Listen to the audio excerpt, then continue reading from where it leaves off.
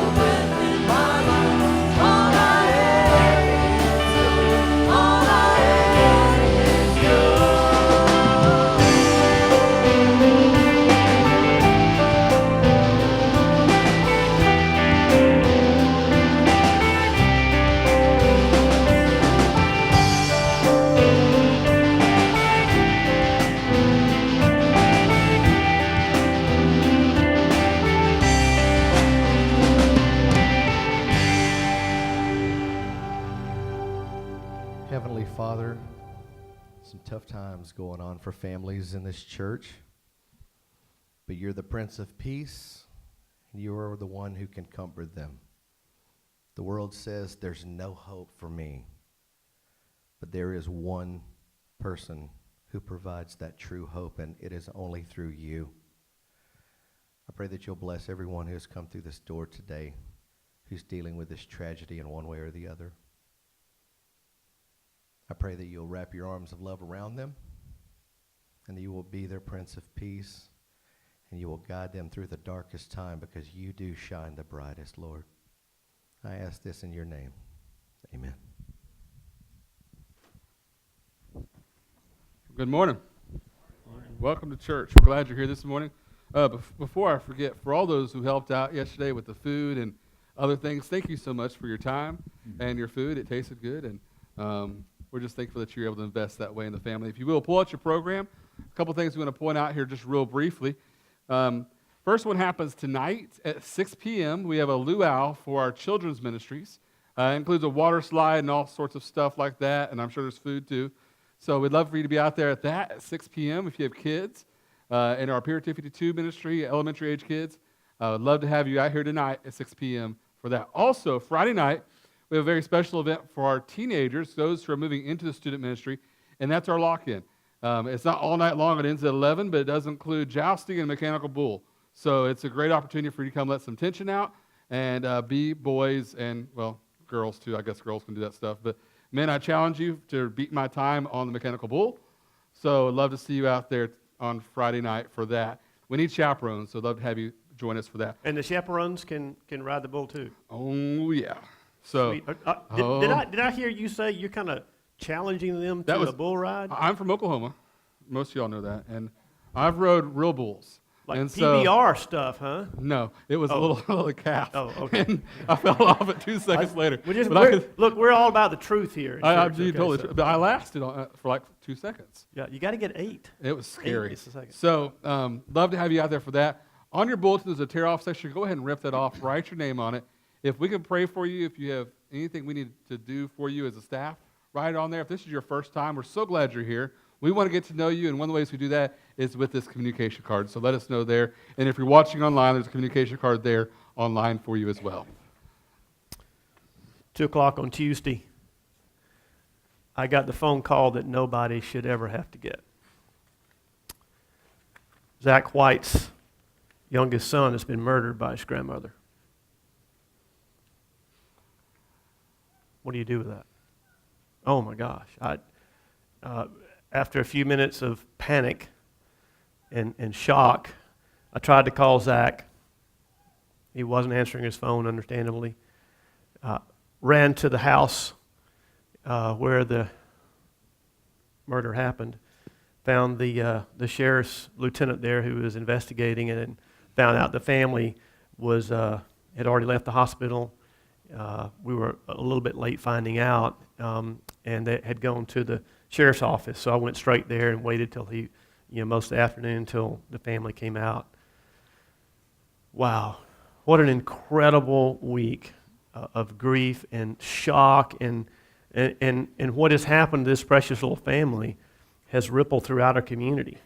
And some of you are here today just in shock. How do I deal with this? What do I do with this? And all week we've been praying and trying to figure out, what do we do with this? I mean, there's no way to prepare someone in seminary for this. I didn't know what to do with it, so we just prayed. And the pastor of the Tallahassee Biker Church, a church that we sponsor, called me. And Jim is a psychologist, and he is currently a hospital administrator in Thomasville. But he spent many years working in psychiatric hospitals and has a lot of experience with trauma events like this. And then he introduced me to another member of his church, Bonnie Bew, who is a school psychologist for the Thomas County School System in Thomasville. And she has extensive experience prior to being in school work with charter hospitals that they've been bought out now, but they work with child trauma, and she's had a lot of experience. So we asked them to meet with our children in preschool and student leaders yesterday, and give us some guidelines. Help us know what to do with that. And actually, Bonnie is here today with our elementary age ministry on Sunday morning, which is, we call it Pier 252. And she is there today to help our leaders if they need help with helping the kids. This section, the 11 o'clock session, is when the little family would attend, and where Mason attended. So a lot of the kids there know Mason or knew Mason well, and know Aiden, his brother. So we just want to be sure. We're trying to do everything we can to prepare the kids and prepare parents, you, our community, our church for this. And Brad has actually worked really hard this week to put together something to share with you guys. Yeah, So what we did was we realized that tragedy is going to happen. And it's important for parents that we figure out a way to parent our kids through tragedy. Because shielding them is, yes, we need to shield them. We also need to prepare them. And so what we did is we took and we made a booklet. It's called Helping Children Deal with Tragedy. And in this booklet, there's several articles from psychologists and other professionals who deal with this to help you talk to your children. What is the age-appropriate things to say to your kids? And so we have this resource available for you as a parent to help you have those conversations of what do you say, what do you not say, and how do you deal with this? There's also things in here for you as a parent to see, are you absorbing the tragedy? Is it affecting you to the point to where you're not in a place to where you can help your kid yet? There's tools like that in there as well. So I encourage each family to pick one up. Before you leave, it's on the table outside whenever you take a left. It's just right there on the table. If you would like a digital copy of this, email me and let me know. Don't write it on your communication card. Actually, send me an email so I can just respond back to it so I know you get it. And I can send you a digital copy that you can share with whoever. And Brad's email address, for those of you who are guests here, is on the bulletin that you should have received on the way in. Brad.Gordon@canopyroads.org. It's on the bottom of the inside cover. So anyways, we have this available for you. Go through this as a family. Make sure you're doing the right things and not doing the wrong things. And together we can get through tragedy like this. Absolutely. It'll be better for it. Thanks, Brad. Well, like I said, I was just, this week, I spent the whole week just trying to figure out what do I do. I've been with the family almost every day and helping, all I can do there. I mean, they're in the shock stage and just trying to deal with that. And had a beautiful service yesterday, a funeral service for Mason. And, it was, we celebrated his little life. And tough. Oh my goodness, just toughest funeral I've ever had to prepare for. But it was beautiful yesterday. And we hope that it was a blessing in helping the family deal with what comes next. And I'll just tell you, as a pastor, having walked through this, not this type of situation, but with so many people experiencing grief and the loss of a loved one, the funeral is the beginning of the beginning. The beginning of the beginning of life without your loved one. Because the time from the death to the funeral is just a blur. You hardly remember anything that happens. But from this point on, I mean, this family needs help. They're going to need help a week from now, a month from now, a year from now. So if you know the family, please don't disengage. I know that one of the fears that we all have is that we don't know what to say. Have you felt like that? I mean, if you saw the family today, is that how you would feel? If you do, that's only normal, because I felt the same thing. We have a book in the Bible that the whole book is about a man who experienced unspeakable grief and how he dealt with it. What's the name of the book? Job, yeah. You remember the story after Job's lost 10 children, all of his kids, and so much else. 3 friends showed up to comfort Job. And the only time they were of comfort were the first 7 days. You know what the Bible records? It records every word they said. You know what they said? That's what they said.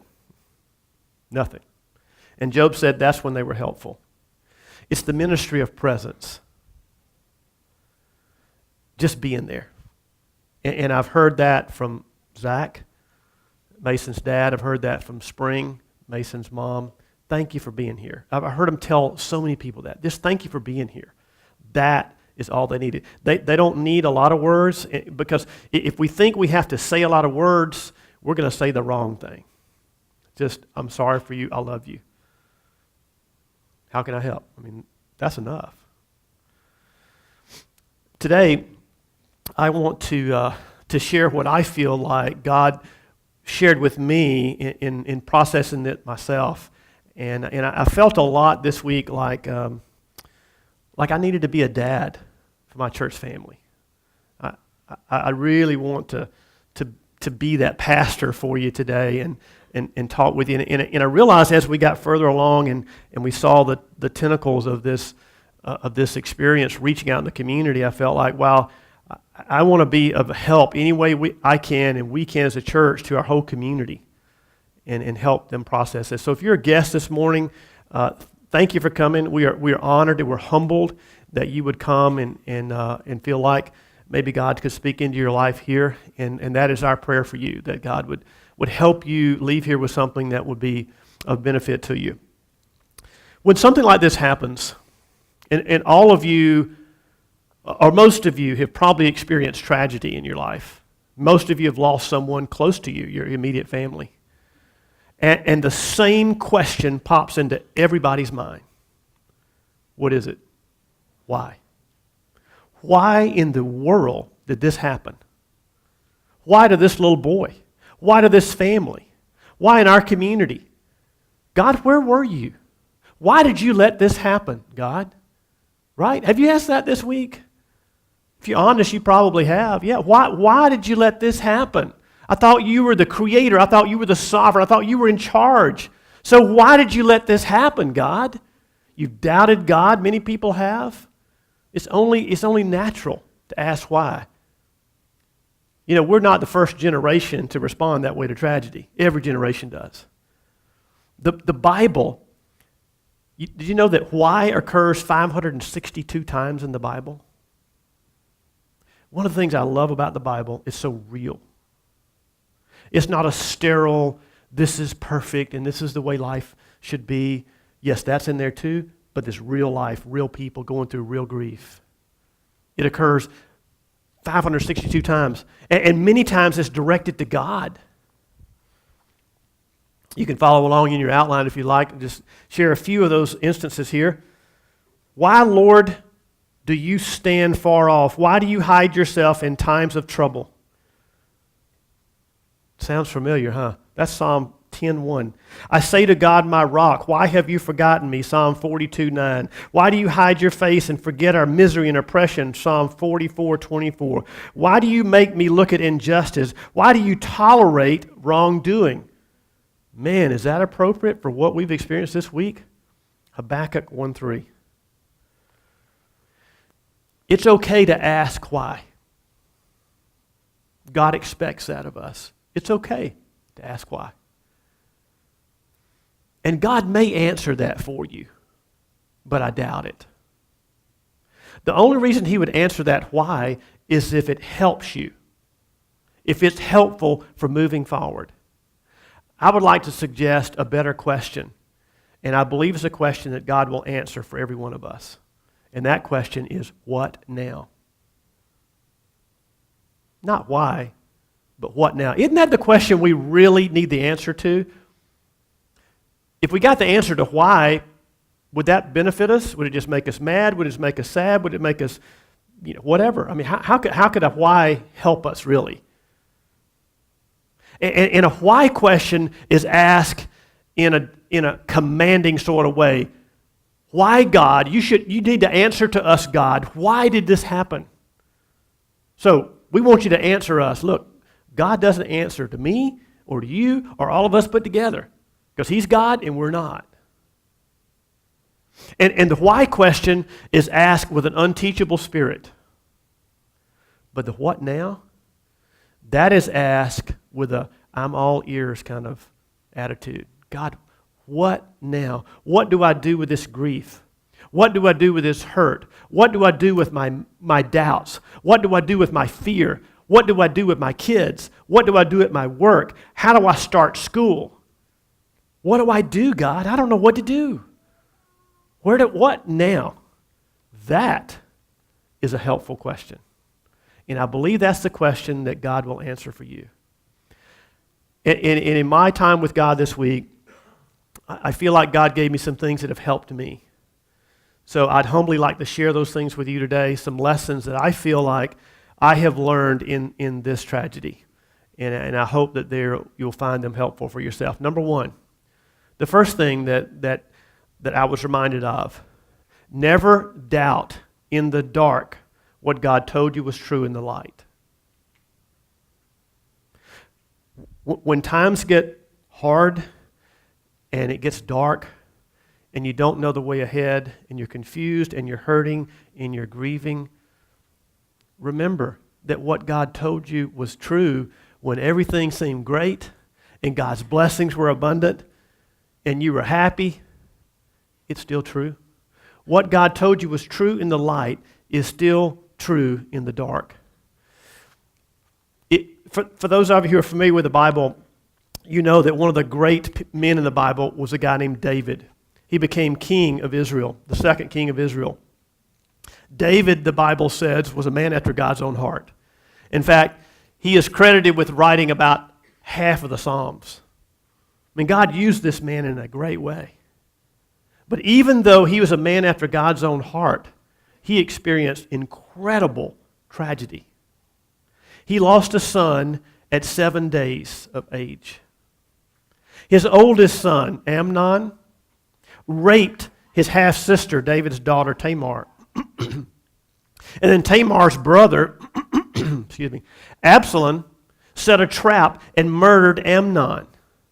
And then a few years later, Absalom tried to overthrow the government and kill his dad. And he was killed in the coup attempt. 1, 2, 3 sons. He lost 3 sons. And David turned to God in the midst of his grief.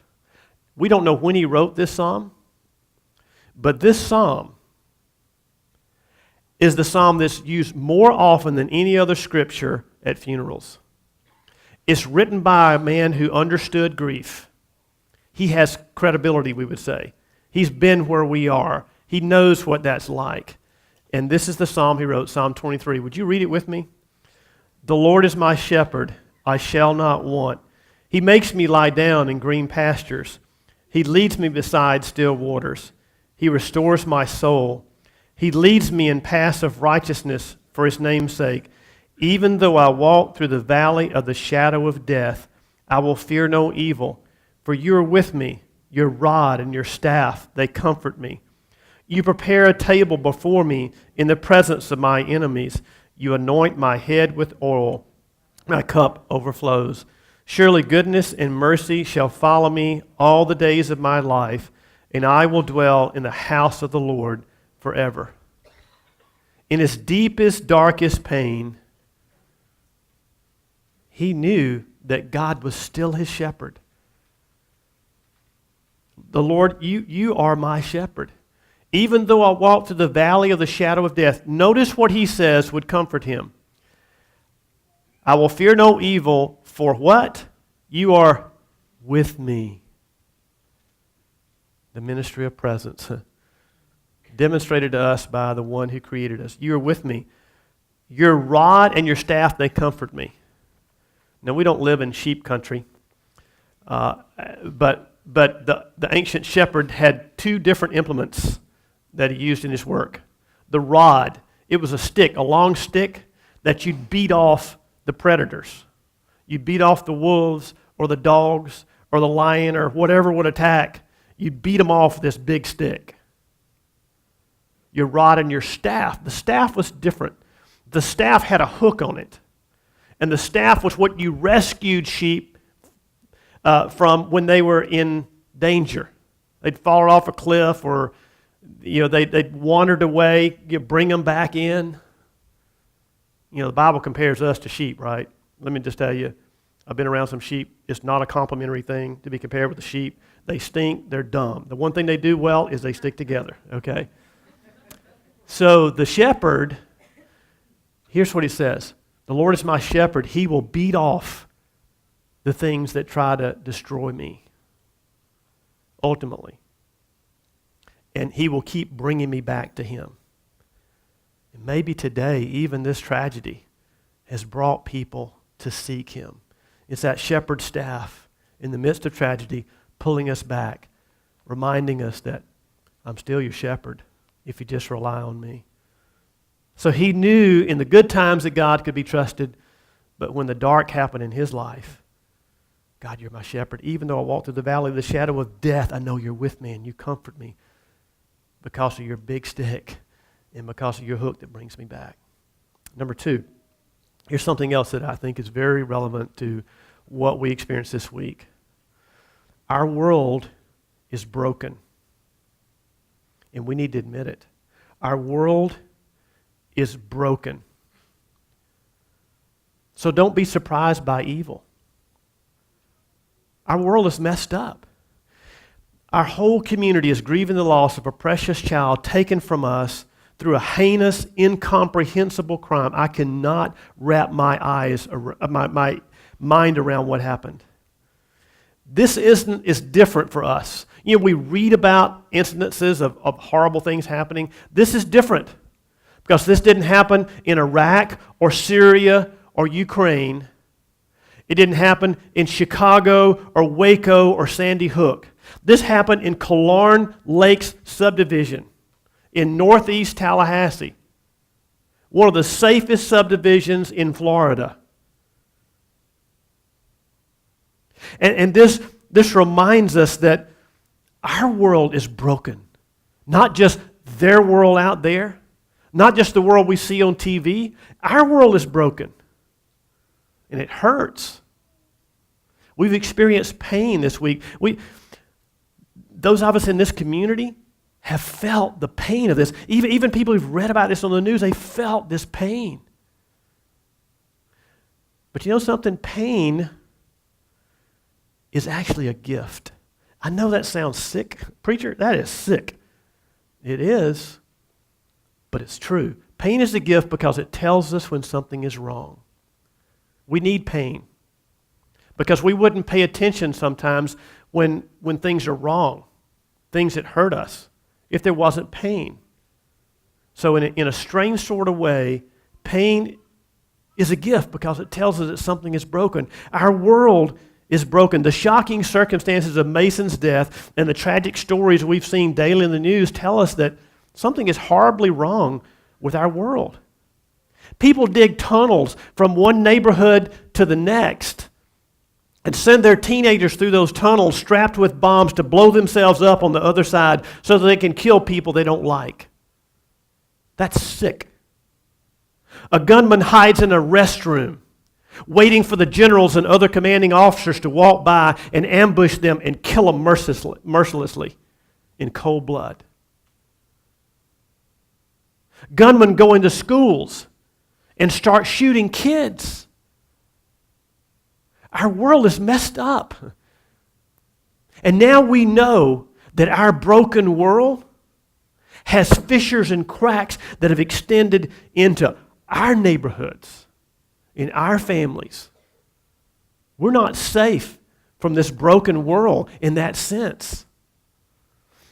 Now, the Bible tells us where this got started. The Bible tells us that it started shortly after the first 2 humans were created. God created the world, and then He created Adam and Eve, the first 2 humans. And He put them in what the Bible calls the Garden of Eden. And for us, that's synonymous with paradise. The Garden of Eden. It was a garden planted by the Creator Himself. Now, we have some landscape designers in our church, and they can do beautiful work. But let me just be honest with you. It doesn't compare to what God can do. Hand planted by God. This place was literally heaven on earth. It was a perfect paradise with the only 2 perfect people ever to be on planet Earth except for Jesus. They were perfect. And God says, this is your world. Have dominion over it. You're in charge. I'm placing you in charge. Be fruitful and multiply. Oh, by the way, there's one rule. One don't. Don't bother that tree over there. The tree of the knowledge of good and evil. Don't bother that one. Any other tree, any other plant, you can enjoy its fruit. You can do anywhere, do anything, go anywhere, do what you want to do. Just don't bother that. One rule, one rule. Oh, we know the story. They could not say no. It doesn't seem like a big thing to us, eating forbidden fruit, but it was a huge thing. Because what it said was, God, I don't trust you. You're keeping something from me, so I'm going to go my own way and reject you. I'm going to disobey you. When they took that fruit, a moral shock wave went throughout the whole creation and fractured the whole creation. The Bible tells us that sin is the cause of our broken world. And everything in creation has been affected. A few thousand years after this happened, the Apostle Paul wrote in Romans 8, he says, for the creation, everything was subjected to futility, was subjected to hopelessness. That hopelessness is what happened after the human race messed it up. Not willingly, the creation that is, but because of him who subjected it, in hope that the creation itself will be set free from its bondage to corruption and obtain the freedom of the glory of the children of God. This hope, even in the midst of brokenness, he says, for we know that the whole creation has been groaning together in the pains of childbirth until now. There's a lot of pain. I don't know this personally. There's a lot of pain associated with childbirth. I hear it's like passing a kidney stone. I know about that. Hurts. Bad hurts. Okay? It's a relief when it happens. But the good thing about the baby is you can enjoy that. You just got the little tiny rock. That wasn't, like, why was that such a big deal? But the point is something beautiful is coming. And the pain is worth the beauty. And that's what he's saying here. The whole creation is suffering, but something good, this hope that's out there. Well, the evil that was started in the Garden of Eden, man was kicked out of the Garden of Eden and thrust into the world we live in now, a broken, shattered world. The whole creation was affected. And it says this, the scripture says this evil has affected everyone. It had been passed on to everyone. Romans 5:12. Therefore, just as sin came into the world through one man, and death through sin, so death spread to all men. Nobody's exempt. Because all sinned. Evil is real, folks. And this week's events help us realize it's a whole lot closer than we ever thought it could be. Number 3, we can't fix our world. We're not God. We cannot fix the world. And trying to fix the world and trying to fix our little part of the world, so our little part's not broken, is like something stupid that I did. We moved to Florida a number of years ago, and we bought a house, like most of you have. And, I'd heard of termites, but I didn't need a termite bond, didn't see any termites, did an inspection. My house is good, right? I pushed the wood away from my house. Termites, probably ought to do something about it. Well, one day I was up on the roof, and I noticed things flying out from under the roof. And I thought to myself, that's not normal, okay? I actually took entomology. I have an agriculture degree. I took entomology, so I got up there and looked at them. They weren't ants, they were termites. Uh-oh. So I called the exterminator. He came out there, exterminated them, drilled in the foundation and killed everything that was there. I thought, we're good. Well, about 3 years later, the stuff they'd eaten up started rotting. And we started taking out and taking out and taking out. $3,500 later, and I was lucky. We got it fixed. There's a word for not having termite protection in Florida. You know what that word is? Stupid. It's just stupid to have a house in Florida. If you got one, you're just stupid, okay? Don't do what I did. Stupid is as stupid does. And if you did what I did, you're just as stupid as I was.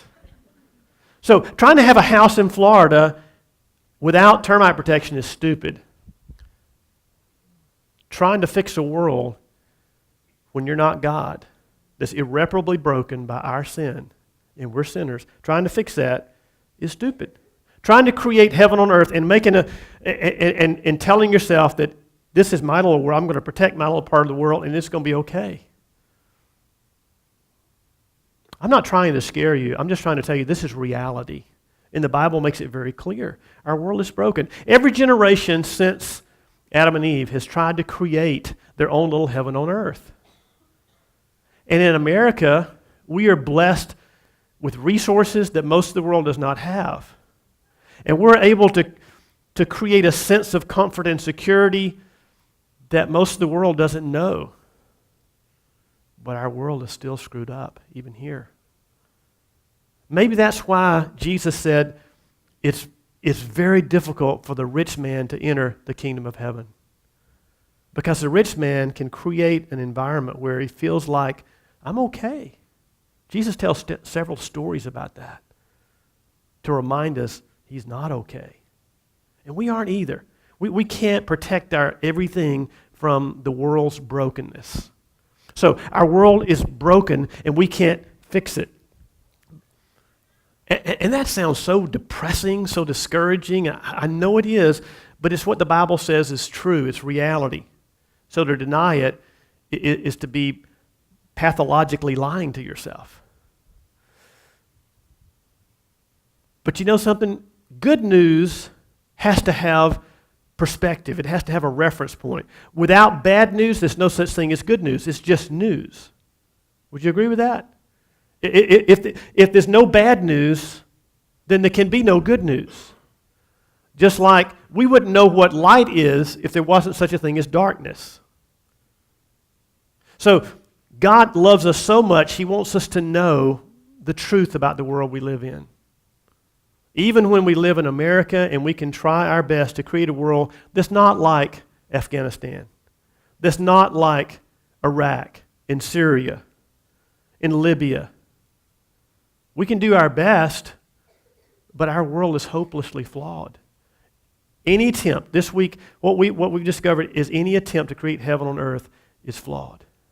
That's the bad news. The good news is, number 4, God is moving history toward a restoration, a complete and great restoration.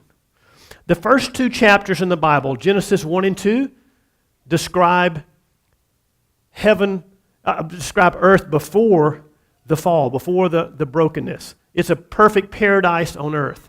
The last 2 chapters of the Bible, interestingly, describe the restored earth and heaven. We live between Genesis 3 and Revelation 20. That's where we live. We're moving toward those last 2 chapters. And here's what he says. Here's a sample from those last 2 chapters. This is Revelation 21, verses 1 through 5. Then I saw a new heaven and a new earth. For the first heaven and the first earth had passed away, and the sea was no more. And I saw the holy city, New Jerusalem, coming down out of heaven from God, prepared as a bride adorned for her husband. And I heard a loud voice from the throne saying, Behold, the dwelling place of God is with man. He will dwell with them, and they will be his people, and God himself will be with them as their God. He will wipe away every tear from their eyes, and death shall be no more. Neither shall there be mourning, nor crying, nor pain anymore. There's no reason for pain because this world is not broken. There's nothing wrong. For the former things have passed away. And he who was seated on the throne said, Behold, I'm making all things new. Now Mason, on Tuesday, made the journey from this messed up world to this world. How do I know? Well, he was in a family that taught him about Jesus. He also was involved in our children's ministry here for the past year. On Sunday morning, we call it Pier 252. On Sunday nights during the school year, we have a ministry called Awana. And the focus of these ministries is to teach our kids about God, about Jesus, about salvation, about sin, its effects. And he was in a group in Awana called Sparks. It's our K through 3rd grade group. And he was in that group. And before you can get your book in Sparks, you have to complete a little pamphlet that's called Flight 316. It's named after the most famous verse in the Bible, which is what? John 3:16. Would you say it with me? For God so loved the world that he gave his only Son, that whoever believes in him should not perish but have eternal life. One of the things that they do in Awana is memorize Scripture. Lots and lots and lots of Scripture. The first verse that little Mason ever memorized at our church was John 3:16. I was talking with one of the small group leaders that worked with Mason, Derek Stevens. And Derek was telling me this week that Mason was a cute little guy. He was exuberant and always had a smile on his face. And when he would come to say his verse, he always knew his verse, but he was a little bit shy about saying his verse. Now, if you had come this morning to say your memory verse, would you be a little shy about standing up here and saying your memory verse? Okay, you can understand. You can feel his pain, right? So Mason is standing before his teacher there to say his verse. And he says his verse kind of quietly like this. And Derek said, Mason, I'm deaf in one ear. Could you say it a little louder? Messing with him. And he'd say it a little louder. And he says, Mason, come on, man. You treat me like a baby. I can't hear you. You got to speak up. And he'd say it loudly and confidently. And Derek would say, well, you got it, buddy? He said, yeah, I got it. Give a high five. Mason didn't just memorize these scriptures. He obeyed it. And he shows us that Jesus is the only way out of our broken world. That's what John 3:16 tells us. He's the way out. Jesus is the only way out of our broken world. Jesus warned us, John 16:33. He says, in the world you will have tribulation. You will have days and weeks like we're having right now. These events will happen. They just happen because our world is messed up. Our world is broken. Jesus said, look, you're going to have hard times. You're going to have crisis. You're going to have tragedy. You're going to have tribulation. But take heart, he says, because I have overcome the world. He's overcome the world. So the way out of this world is Jesus, and Mason knew that. And let me just say, praise God for children's ministry. Praise God for Pier 252 and the volunteers who work there, and Awana and the volunteers who work there, and our preschool ministry, our student ministry to middle school and high school, and the flight ministry to 5th and 6th grade. Thank you for you guys. This week, I know Joanne McBrayer and Derek Stevens, who both were in that same group with Mason, realize firsthand that what we do in here can make an eternal difference in somebody's life. Wow. They were both at the funeral yesterday. Or Joanne was, and Derek was here when the family came here. Wow. We need more workers. So let me talk to our church family. Guys, we need more people this year for Awana, and we always need people in the Sunday morning ministries here. If you want to be in a part of a ministry that matters, it doesn't get much more important than the ministry that we had with Mason. So we can celebrate today in spite of the tragedy, knowing that Mason is with Jesus. Mason is not dead.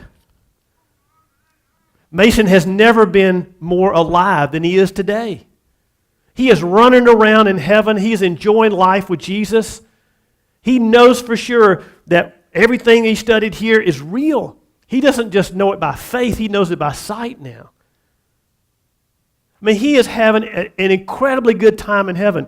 Now, he is not sitting on a cloud strumming a harp. Guys, is that what you want to do for eternity?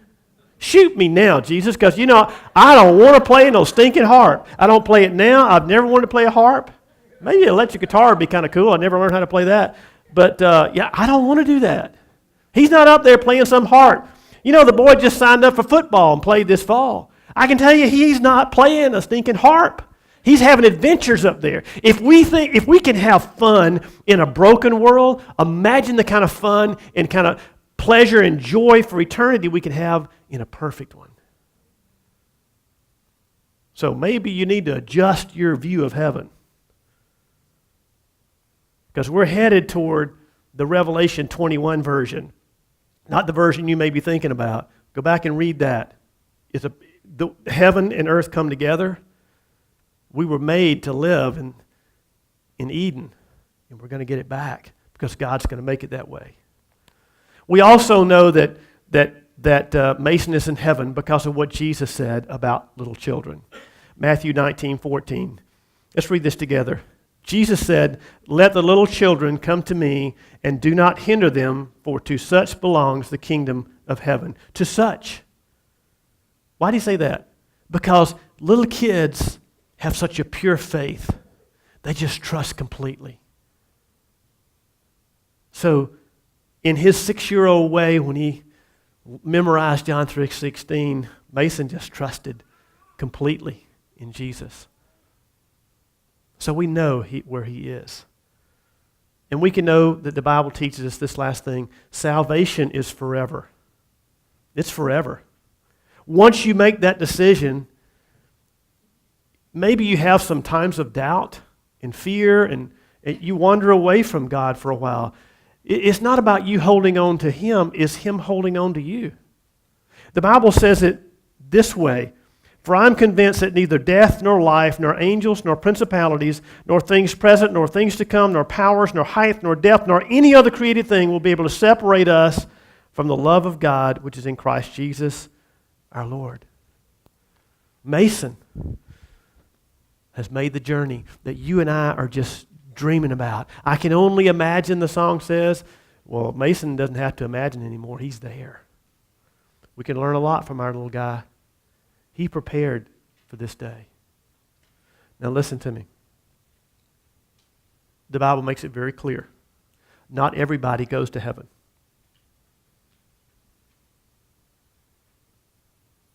Now, if you have bought into some theology, a religious doctrine that says we eventually get there and there are many ways, well, you won't find that in the Bible. It's just not true. And God wouldn't lie to us and say that there are many ways when there's not, or that you'll eventually get there. What's done in this life just determines where you end up. And God gives you the choice. God gives me the choice, just like he gave Mason the choice. Choose Jesus. He's the way, the truth, and the life, Jesus said. I'm the way, the truth, and the life. Have you chosen Jesus? Don't let this event cause you to miss, in your grief, in your doubt, the most important lesson that little Mason has left for us. Be prepared. You live in a broken world. We can't make it heaven, so be prepared for the next. Jesus is our way out. Mason's taken that way. We need to learn from that. So I invite you to receive Jesus this morning. I'm going to ask the band to come back out and lead us in a song. It's a very special song because it was written by somebody who understands grief. It's written by Eric Clapton when his 4-year-old son fell out of a window in New York City and died. Tears in heaven. And while we sing this song, I'm going to invite whoever would like, as many as would like, to come forward and pray for the family. You can come at the foot of the cross and pray for the family as they're grieving. Maybe you need to pray for yourself. You know, how do I deal with this personally, and how do I deal with this with my kids? Or maybe you want to come forward and receive Jesus and know for sure that you've taken the way out, that you know for sure that you have salvation from this world. And so this is an opportunity. I'm going to ask you to stand, and you come and pray, come and receive Jesus, whatever you feel like God is leading you to do at this time. Don't be shy.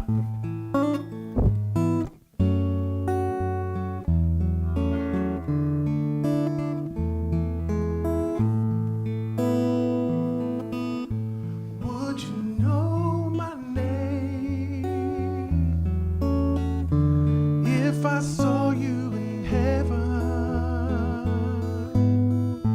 wouldn't be the same. If I saw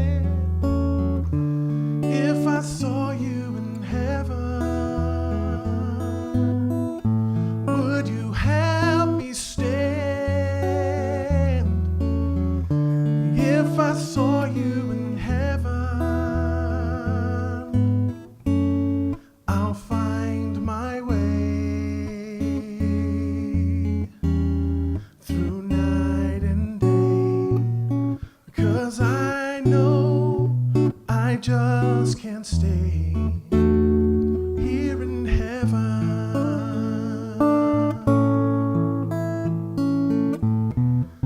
Time can bring you down, time can bend your knees. Time can break your heart, have you begging please, begging please.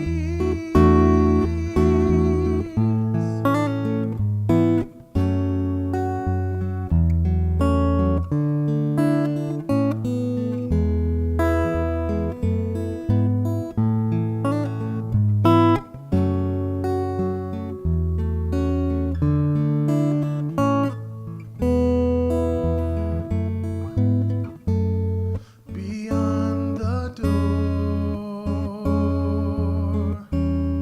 there's peace, I'm sure, and I'll know there'll be no more tears in heaven.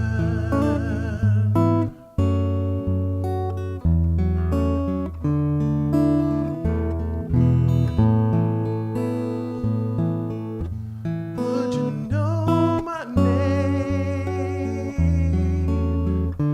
if I saw you in heaven? Would it be the same if I saw you in heaven? I must be strong and carry on, 'cause I know I don't belong here in heaven. 'Cause I know I don't belong here in heaven.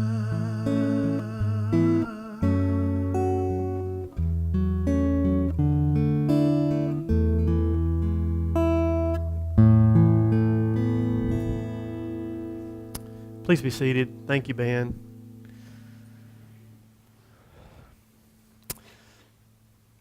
We'd like to invite you to share any prayer requests you have with us. We're going to receive the offering at this time and also collect the communication cards. There's one attached to every bulletin. So if whether you're a member or a guest, we'd love to know how we can pray for you. If you'd just let us know, we consider it an honor to be your prayer partner this week. So if you just write your prayer request on your card and drop it in the offering basket, or if you made a decision today to become a Christ follower, let us know about that. We'd like to follow up with you.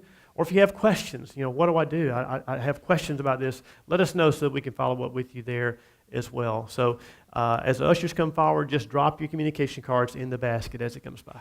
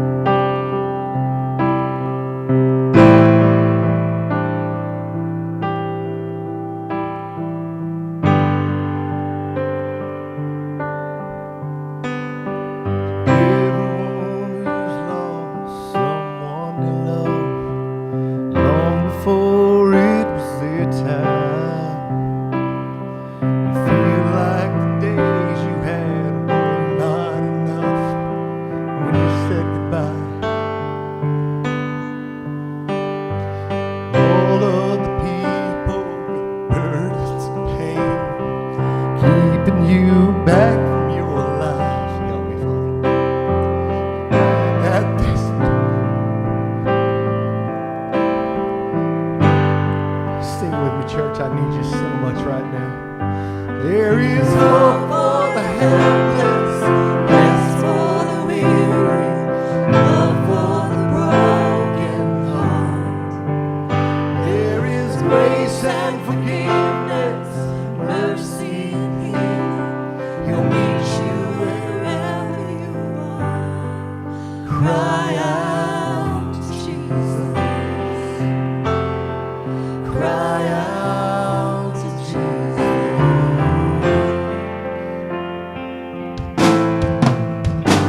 For the marriage that's struggling just to hang on, lost all their faith and love. They've done all they can to make it right again, still it's not enough. Oh, for the ones who can't break the addiction and chains, you try to give up, but you come back again. Just remember that you're not alone in your shame and your suffering. Oh, there's hope for the helpless, rest for the weary, love for the broken heart. There is grace and forgiveness, mercy and healing. He'll meet you wherever you are. Cry out to Jesus. When you're lonely and it feels like the whole world is falling on you, you just reach out, you just cry out to Jesus. Cry out to Jesus.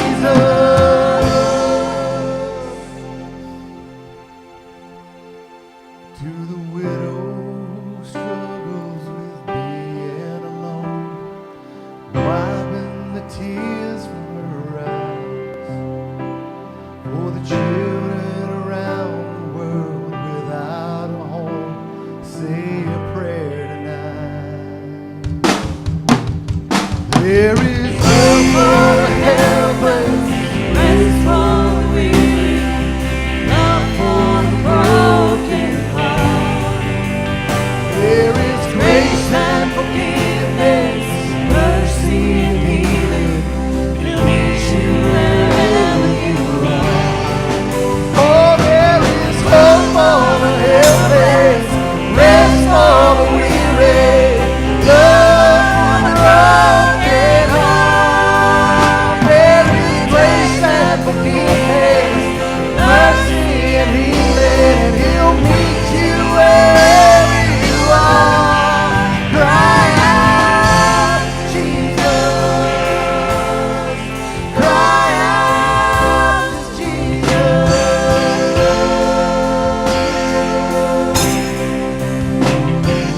Oh, cry out to Jesus. Cry out to Jesus.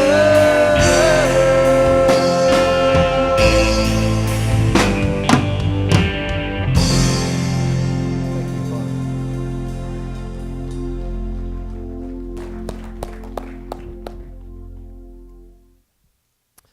My dad gave me the best advice he ever gave me when he was on his deathbed. My dad died of glioblastoma, an incurable brain cancer, the year that we planted the church here. In the last real extended conversation I had with him when his mental capacity was still there, I was sitting with him alone in the hospital room, and I said, "Daddy, do you have any advice for me from where you are now, looking back and looking forward?" He said, "Son, you get just as close to Jesus as you can." That's the best advice he's ever given me. He said, because nothing else really matters. I hope you this week will get just as close to Jesus as you can. God bless you. Thank you for sharing this time with us. Have a great week.